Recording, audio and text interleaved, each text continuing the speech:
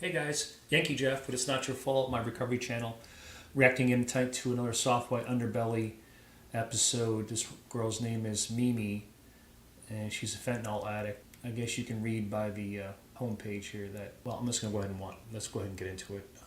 Like and subscribe, please. I show these videos to show people these people are human beings who take breath in their lungs, who have heartbeats, they have spirits, and they have souls. They're not trash, they're not garbage, they should be shunned or put over in a dark corner somewhere. They need to be prayed for. These are the prayerless people I talk about that no one's praying for. So let's talk. Let's give Mimi the respect she deserves. Mimi? David? You're falling asleep on me. Okay. Mimi, where are you from originally? Where'd you grow up? I grew up in Santa Fe Springs. I went to school, elementary, junior, like middle, and then high school. Tell me about your family growing up. My mother was a very controlling lady. I always felt like she didn't love me as much as she loved my sister. And I kind of always felt like the black sheep of the family. Why did you feel that way? Because I was treated like that. Was there any reason that you particularly were picked out? Well, I believe because my mother had an affair with my father, and I believe that that's the reason. So you have a different father? Yeah. Hmm. How would you describe But your child? he didn't raise me. He was out of the picture completely. He just basically fathered you and then split. Yes, and my dad, the one that raised me, he's real good to me. I can't sleep. I am so tired. You just don't even know. I didn't sleep at all last night. Nothing. What is your drug? My drug, I like to do fentanyl. And crystal? It was pretty much fentanyl. Just fentanyl. Sometimes I'll do both. How long have you been down here on Skid Row? Huh? How long have you been down here on Skid Row? Well, I don't live here. I come here like every day to get drugs, and then either I'll stay here and then I'll leave, or but I don't live here. I bring the bus here like almost every day. Hmm. Do you have children? I do. Have two. Did you raise them? Yes, I did. Oh, well, I raised my daughter. We were raised as sisters, but I took care of her for the most part, and so that was all good. With Michael, I had a son 18 years later.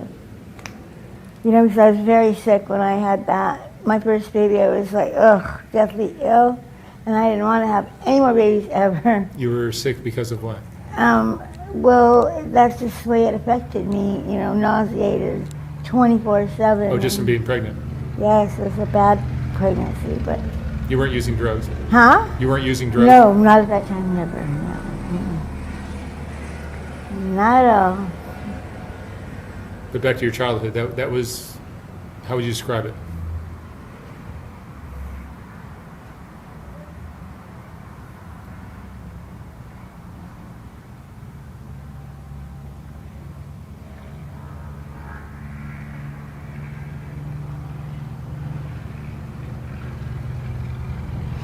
Man, what is wrong with me? I'm so tired, I can't believe it. Sorry, David. How would you describe your childhood? You keep asking me that same question. How would I describe it? I describe it as a very sad childhood. Although, I wasn't beaten like some kids, they were beaten and... Yeah, but you didn't feel loved? Huh? I didn't feel loved, and I was verbally abused. Yeah, that's even worse. That's almost as bad as... Yeah. Yeah. What kind of teenager were you? A what? What kind of teenager were you? I think I was just a regular teenager. And you graduated high school? Yes, I did. And what did you do after that? After that, I did a couple of runs. You know, like I like a lot of money, and I like fast money. But fast money goes fast. So you were smuggling drugs? How do you mean that? You said you did a couple runs. Runs, yes. And that's when you transport, you know, That's what I'm saying. but you're not supposed to dip in packages. That's what yeah. So what are you saying? So you were dealing with drugs, Yes, I was. and you were using as well. I was. I never stopped using it. It's like, oh, okay, I could work for a week. This is probably gonna start. When did the drug use start? I can't really remember.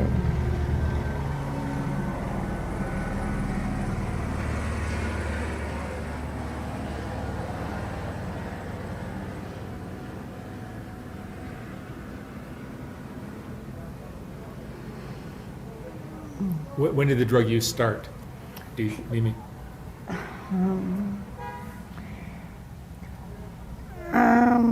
Probably like when I was 16. So you didn't really raise your kids? Well, we were raised together, as I told you, in the same household. And I mean, you know, like CPS never got involved or anything and banded me from my child. Do you have a place to stay? I don't. I mean, now I do in Whittier. I'm staying there, but it's not mine. And before that, I was literally staying in the street. No tent. Just there, you know? How do you make money for drugs and food and stuff like that? Well, you know what? I've never been a prostitute. I've never sold my body ever in life, ever. Swear to God, that's the truth. Sometimes I would like jack stuff in the stores and then return them like that. I'm not proud of it, but you know. Did you feel like if you had a mom and dad that loved you, that your life may have taken a different direction? Really?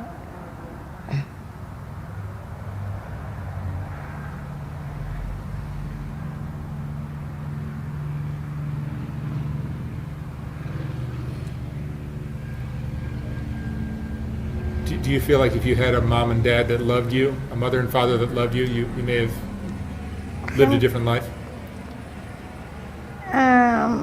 Well, you know, because look, I have a sister, and we're 10 years apart, and she grew up to be perfect, you know, and I wasn't. So go figure. But didn't she have her mother and father in the house? Yes. So your father was gone. Was your sister's father in the house when you were a child?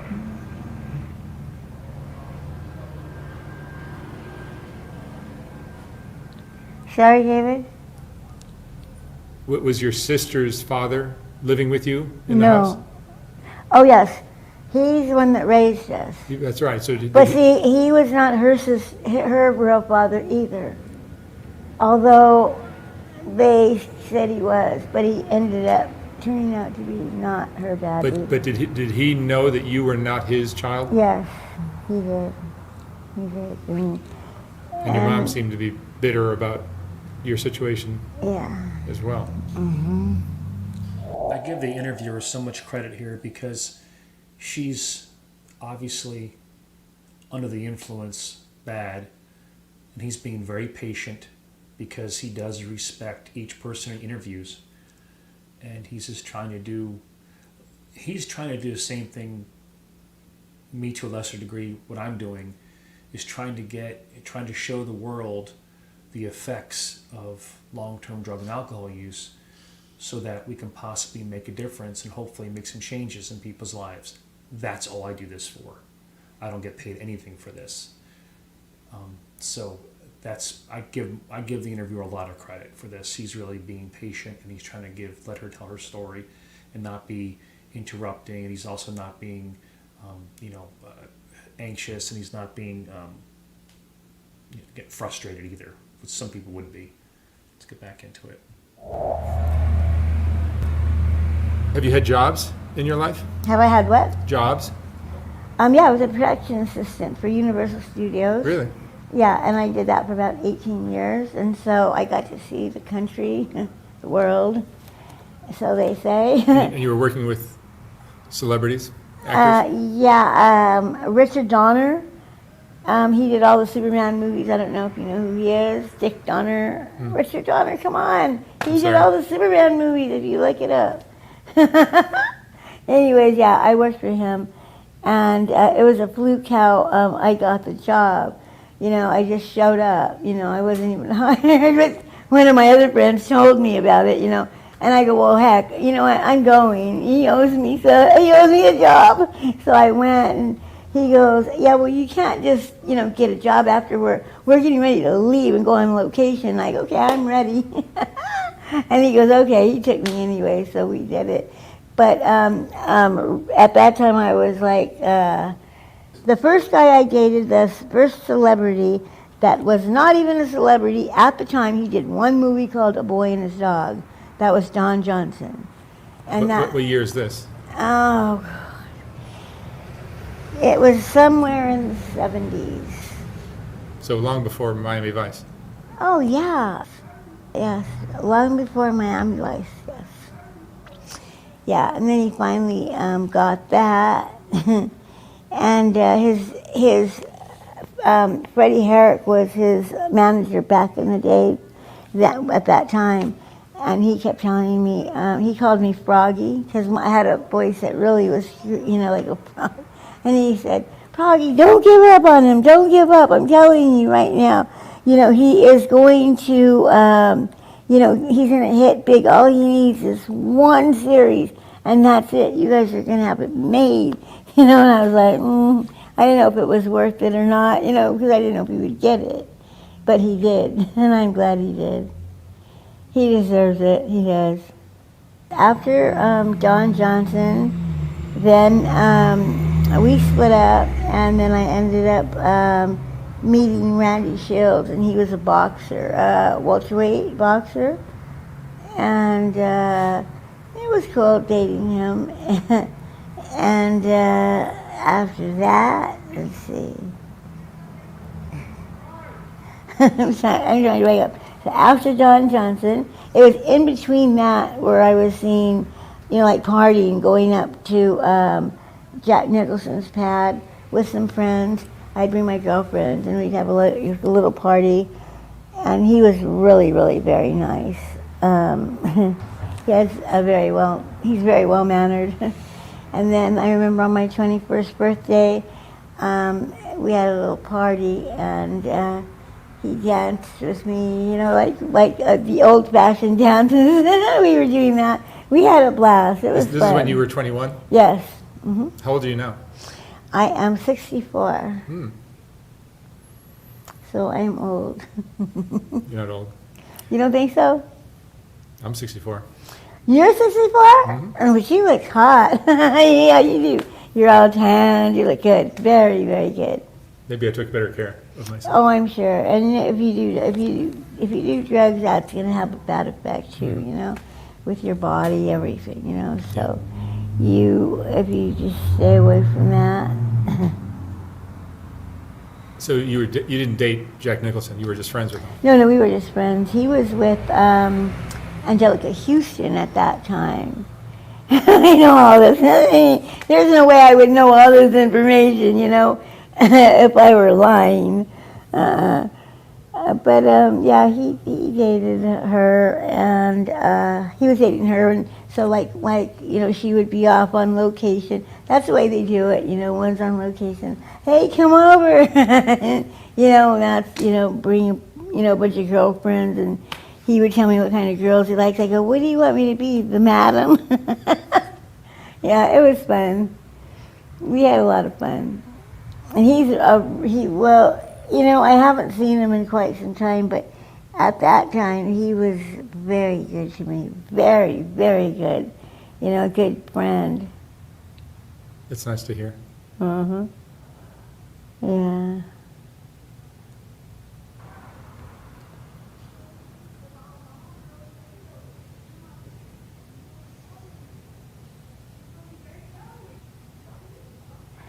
Oh my God. Okay, go ahead. You mentioned Richard Dreyfuss. Yeah, Richard Dreyfuss, we met, actually I met him at a gas station on Sunset in West Hollywood, and he was getting gas and so was I.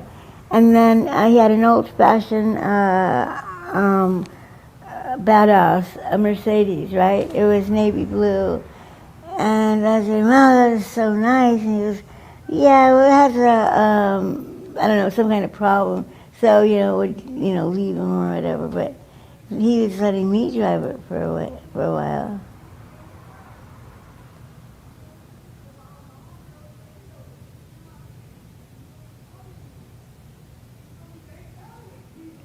Okay. So that was Richard Dreyfuss. Now, what else? How was your relationship with Richard? It was good. It was good. It was good until it was bad.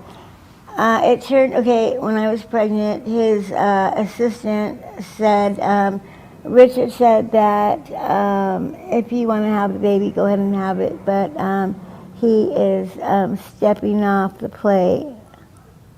And I go, and you're telling me? I go, why isn't he telling me? I go, yeah, he really is a coward then, he is.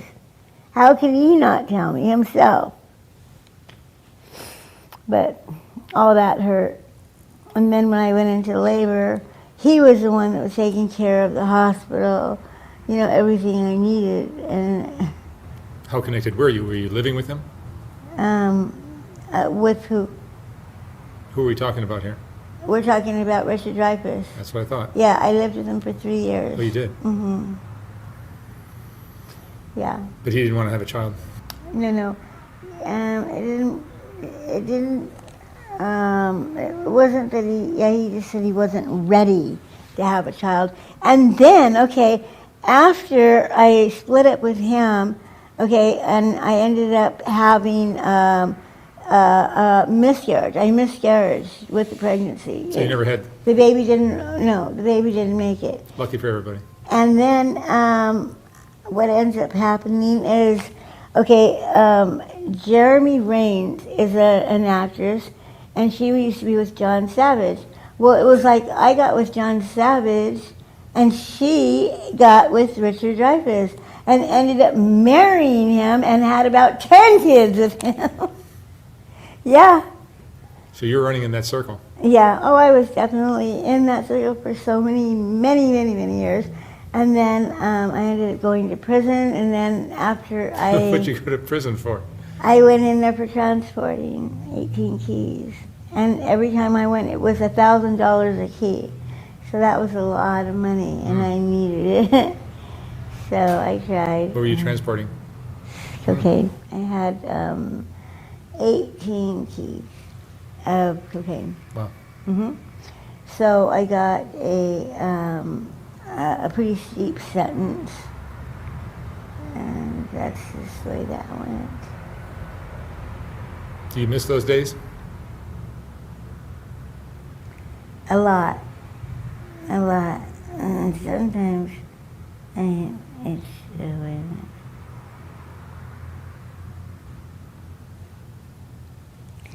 Anyway. Do you have any regrets in your life? I try not to have regrets, but I do. About a lot of things. I just wish that my life would have turned out differently. I wish I would have never done drugs.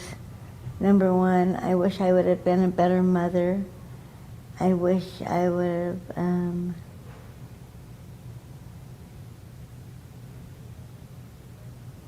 Gotten some sleep last night? excuse me? Nothing. I didn't sleep because I don't, this isn't where I live. So my friend and his old lady, they stay at this low-income place over here on, I guess at the Howard. You heard of it? No. You know? I think I've seen it. Okay. Yeah, so they stay there, and that's where I stayed. And my dog was just, me and my dog, Lola, I have to pick her up soon, and then I'm going to head back out to Whittier. All right, Mimi, thank you so much for sharing your story with us. Man, thank you so much for having me. I really You've lived a very appreciate interesting it. life. Yeah, I really did. Were you a hot, young Oh, girl? I was so pretty. I mean, and you couldn't even, But yes, I can see that you were cute. I was beautiful. Everybody said it, I believe it. I believe it. But one day I'll bring you some pictures. I don't know. Are you always here? Not always. Not No. anymore. But there's ways of contact. People often ask me, they say, why don't you, comment or interrupt the video? And why do you take yourself off the screen when the videos are playing? Because they're, for lack of a better word, they're the star. You didn't tune in to see me. You tuned in to see these people. And they're the focal point. They're the star of the show. They're the ones we should be focusing our attention on. And that's why I do that. I don't stop because what can I possibly add to the story she's telling? What can I possibly add? Nothing. And again, if you've tuned in late, Mimi's deceased. She died shortly after making this video of a fentanyl overdose. This is the reality of what we're looking at in this country right now. This is the reality, people. 100,000 people or more will die of opioid overdose in this country, and no one gives a damn. No one gives a sugar honey iced tea. They just don't. It seems like people just turn their head and, well, you can't do anything about it. We'll just go ahead and forget it. Well, you can't forget it because it's getting out of control. It's been out of control for years. And it's affecting everyone. It doesn't matter your race, religion, color, creed, marital status, social status. It affects everyone. Keep coming back. It works if you work it. Please say a prayer for the prayerless. Say a prayer for Mimi. Say a prayer for her soul and her family and her children. That was a tough one. That was a real tough one. It has to begin with somebody, people. It has to begin with somebody, so why shouldn't it begin with you? Let it begin with you, okay? Have a good evening. God bless you. And I'll talk to you guys soon. What's up, Yankee Jeff here tuning in again. This is my recovery channel. It's not your fault. I do appreciate you guys stopping by and see what I have to offer this evening.